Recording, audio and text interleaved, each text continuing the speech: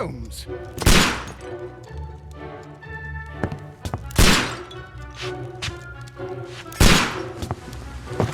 Holmes, will you stop that?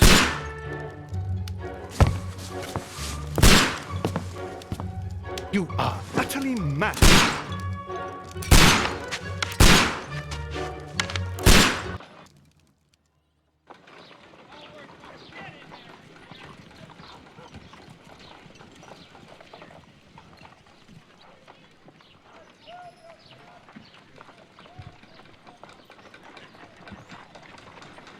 Stop, Holmes! Is that you, Watson? Yes, of course it is. And you almost killed me. Nonsense. I was aiming for the vases. Blindfolded? You... Watson, quiet, please. I'm trying to concentrate.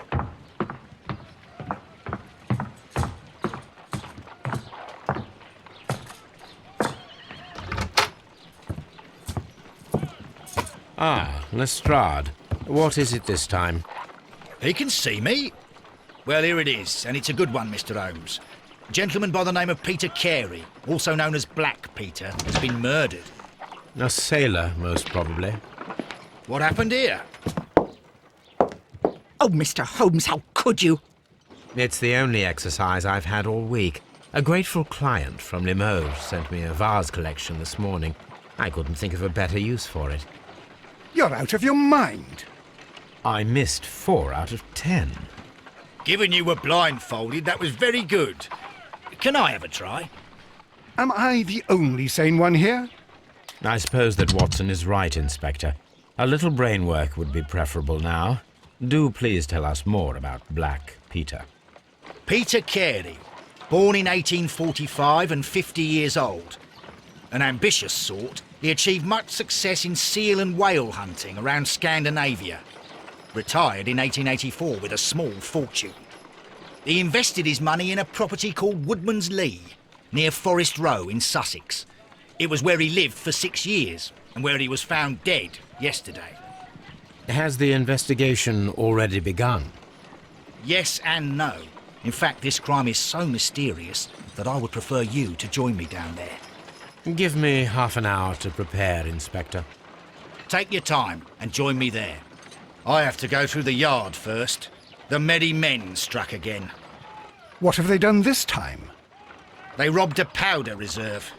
I'll meet you at Woodman's Lee, Mr. Holmes. I should help Mrs. Hudson here. I also have several appointments that I must keep this afternoon. I shall go alone, then.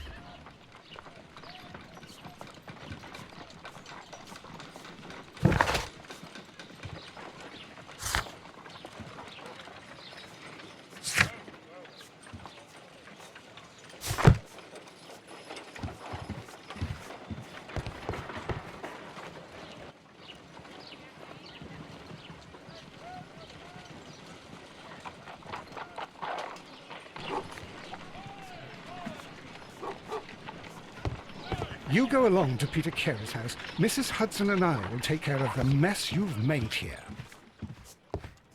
Oh, what a mess! What a terrible mess! This is where I keep my post. My archive. I can always consult with it if needed.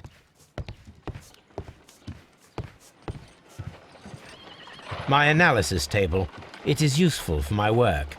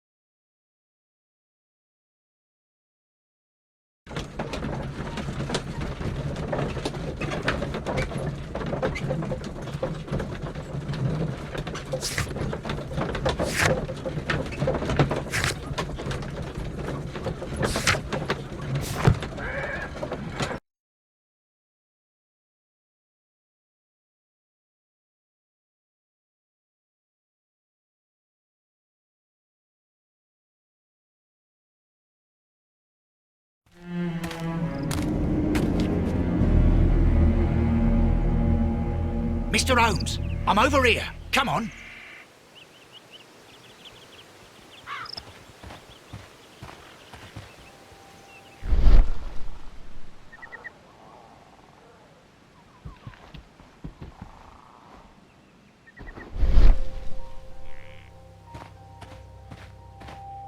It seems that the garden was well maintained. Mr. Holmes?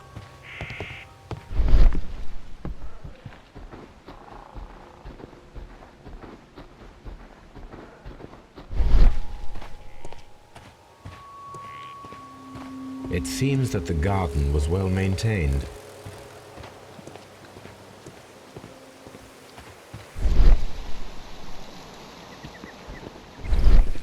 Mr. Holmes?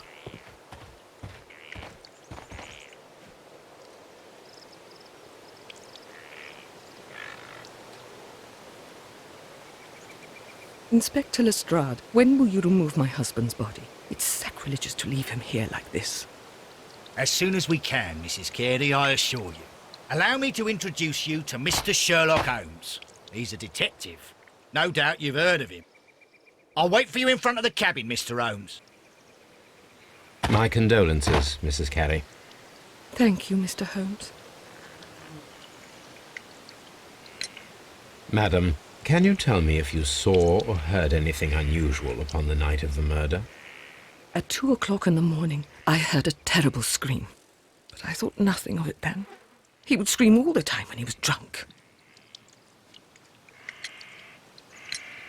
Do you remember at what time you found your husband's body? In the morning, at around 7 o'clock, I noticed the cabin door was open. But I didn't go in to take a look, for I knew my husband would not have liked it.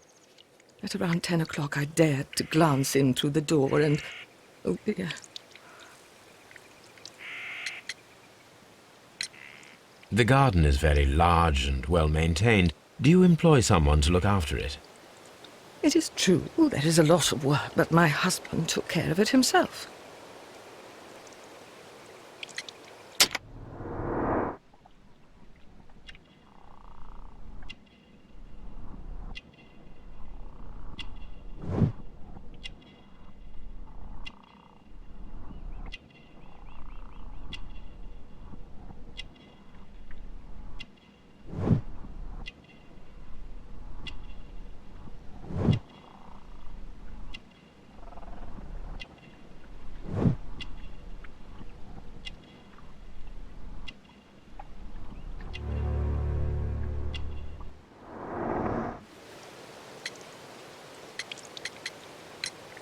You have indeed suffered a great loss, Mrs. Carey. Nevertheless, I believe it will be less of a burden for you soon. Yes, life with Peter was never easy, but he was still my husband. He was different, wasn't he, when you first met him upon your return from Plymouth? Yes, Mr. Holmes. Oh, my goodness, but how do you know about that?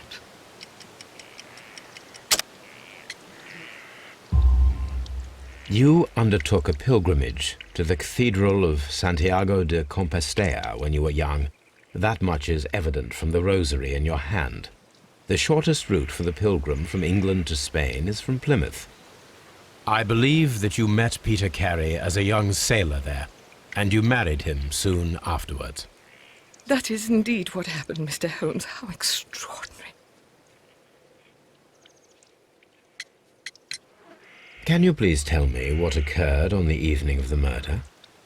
Well, Peter got drunk in the evening. He was in such a terrible temper. Usually whenever that happened, he'd stay all night drinking in his cabin before passing out. Was your husband accustomed to receiving visitors? Oh, no, I don't think so. I mean, he didn't really have many friends. He lived quite an isolated life here, after his retirement. Thank you, madam.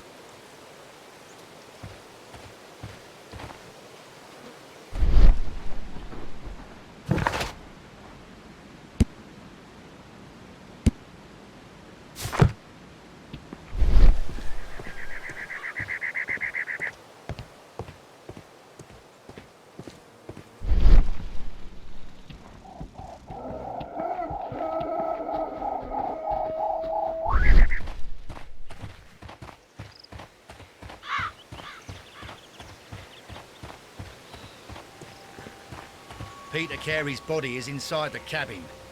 We took care not to touch anything.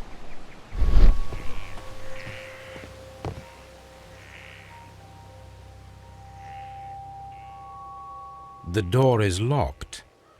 Wait just a moment, Mr. Holmes, and I'll open it. I locked it yesterday to ensure that no one should enter the cabin and tamper with the evidence. Ah, good thinking. Hello, hello, hello. What is it, Lestrade? It seems to me that someone has tried to force it, Mr. Holmes. Let me see.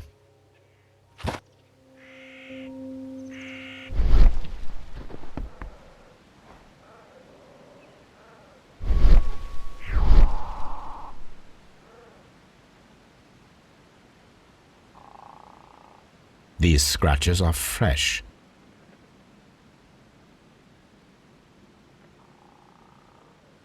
You're right. Someone tried to force open the door. I swear these scratches were not here yesterday. Our mysterious visitor came here last night.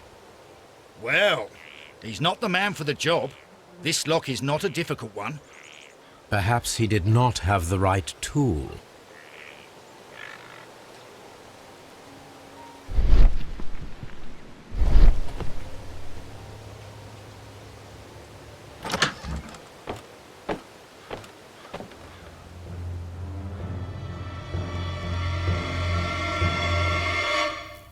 What a terrible way to die.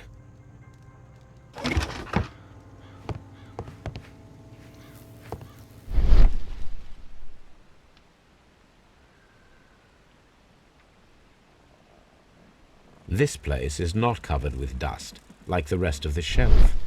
An object was taken from here. It was larger than a book, a box or a small chest, perhaps. The tooth of a... The ship's logs of the Sea Unicorn for the years 1878 to 1884. Peter Carey was her captain.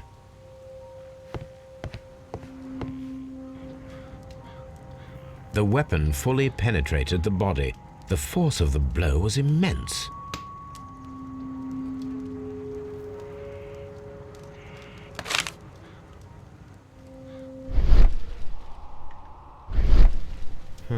The pattern of the blood stain indicates that the notebook was not lying on the floor prior to the crime, but it was dropped into the pool of blood after the death of Peter Carey.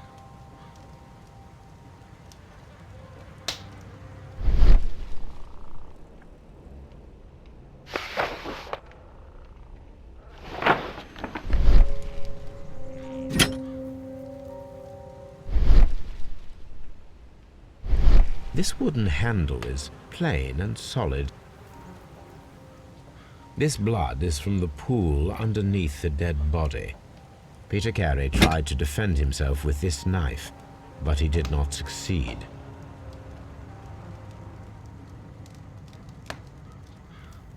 Peter Carey was impaled to the wall by a whaling harpoon. The weapon fully penetrated the body. The force of the blow was immense. This man is in his 50s, yet he still looks quite strong.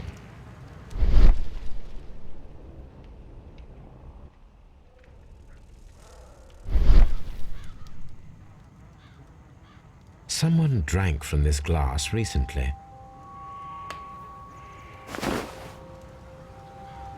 The initials PC have been crudely burned.